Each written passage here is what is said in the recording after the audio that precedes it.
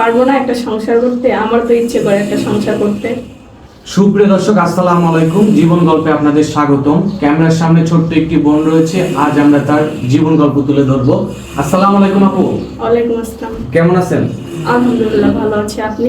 আলহামদুলিল্লাহ। আপু, আপনার নাম কি? মোসাম্মদ সোনিয়া আক্তার। মোসাম্মদ সোনিয়া আক্তার। আপনার গ্রামের বাড়ি কোথায় বোন? কুমিল্লা 14 গ্রাম। কুমিল্লা 14 গ্রাম। আপনার পরিবারে কে কে আছে? আমার পরিবারে আমরা 4 বোন, আমার বাবা মা নেই। আপনার পরিবারে আপনার 4 বোন, বাবা মা নেই। তাহলে চলেন কিভাবে? কিভাবে আর চলবো? ছোটবেলা থেকে বাবা মার আদর পাই নাই, মা মামির কাছে মানুষ হয়েছি। ও আচ্ছা আচ্ছা। তো এখন বর্তমানে কাদের সাথে আছেন? এখন বর্তমান আমি মামা মামির কাছে ছিলাম, তবে এখন নেই, এখন আপনাদের অফিসে আছি। কারণটা কি আমরা জানতে পারি? অবশ্যই। একটু যদি বলতেন খুলে দর্শকের উদ্দেশ্যে। আমি যখন আমার মার পেটে ছিলাম তখন আমার বাবা ব্রেন স্ট্রোক করে মারা যায়। তো আমি হওয়া অবস্থায় আমার মা মারা যায়। ও আচ্ছা আচ্ছা। তারপর থেকে আপনার মামা মায়ের সংসারে বড় হয়েছে।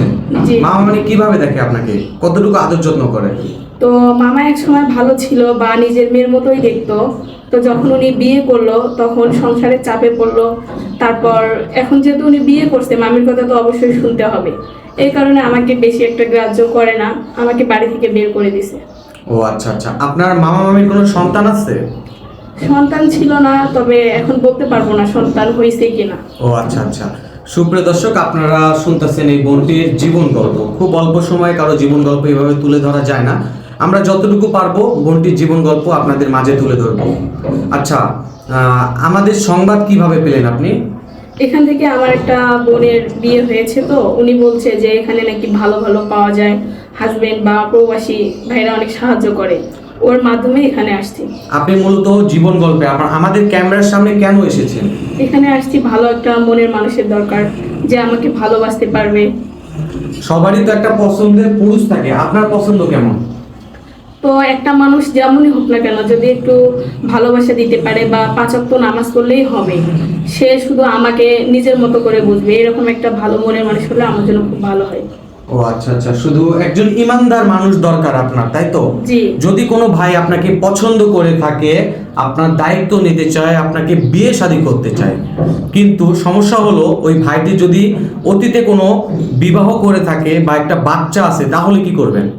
তাতে আমার কোনো সমস্যা নেই। সে যদি আমাকে স্ত্রীর মর্যাদা দিতে পারে বা একটু ভালোবাসা দিয়ে আগলে রাখতে পারে, আমি ওখানে থাকতে ইচ্ছুক আছি। তার যদি বউ থাকে তাও আপনি থাকবেন? অবশ্যই। সতীনে সতীনে মারামারি করবেন না তো? না, সতীনে সতীনে মারামারি করবো, কারণ নিজের বোন হয়ে দেখাবো বা নিজের বোনের মতো করে থাকবো। ইনশাআল্লাহ আপনার আশা যেন কামনা হয়। আচ্ছা, যদি ওই ভাইটার বয়স 50, 60 কিংবা 70 বছর হয়, তার সেবার জন্য আপনাকে বিয়ে করতে চায়, তাহলে কি করবেন? আসলে হচ্ছে কি, বয়সটা তো কোনো ম্যাটার করে না, কিন্তু সে যদি একটা ভালো মনের মানুষ হয় বা ইমানদার একটা ব্যক্তি হয়, 5 ওয়াক্ত নামাজ পড়ে, তাহলে সমস্যা নেই। না। আচ্ছা, তার সন্তানকে নিজের সন্তানের মতো দেখতে পারবেন তো? অবশ্যই, কারণ আমি তো একটা মেয়ে জাতি, আমার তো ইচ্ছে করে একটা মা ডাক শুনতে, এই কারণে নিজের সন্তানের মতোই দেখবো। সামনে তো ঈদ চলে আসলো, আগামী কিছুদিন পরেই রোজা, তাই না? গত রোজায় কিভাবে কি কাটাইছেন? তো তেমনটা ভালোভাবে ইফতার করতে পারি নাই, অনেক কষ্টে জীবনটা কাটছে। মা আমি ভালোভাবে খাইতো বা আমাকে একবেলা পন্তা দিত, একবেলা ভাত দিত, আর একবেলা না খেয়ে থাকতাম। এইভাবে আমার জীবনটা কেটে গেছে। ঈদ কিভাবে কাটালেন?